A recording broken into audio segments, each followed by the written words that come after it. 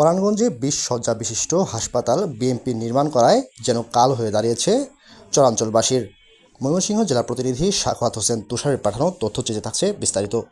অভিযান নিউজ টিভির সাথে আছি আমি তৌফিক হাসান।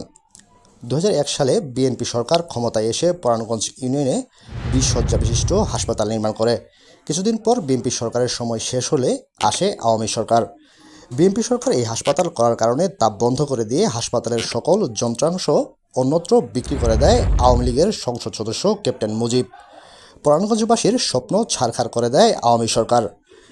সাধারণ মানুষের দাবি, নতুন বাংলাদেশ গড়তে এই হাসপাতাল দ্রুত সময়ের মধ্যে চালু করে সাধারণ মানুষের ভোগান্তি কমানোর জোর দাবি জানান সাধারণ মানুষ।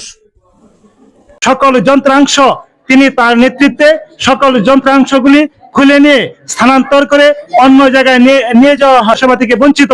সরকারের দৃষ্টি আকর্ষণ করে চালু হয়, চরাঞ্চলের হাজার হাজার লাখ লাখ মানুষ স্বাস্থ্য সেবা পাবে। পর এটা সম্পূর্ণভাবে অকেজ হয়ে গেছে, চুরি করে নিয়ে গেছেন। কাজেই আমি অনুরোধ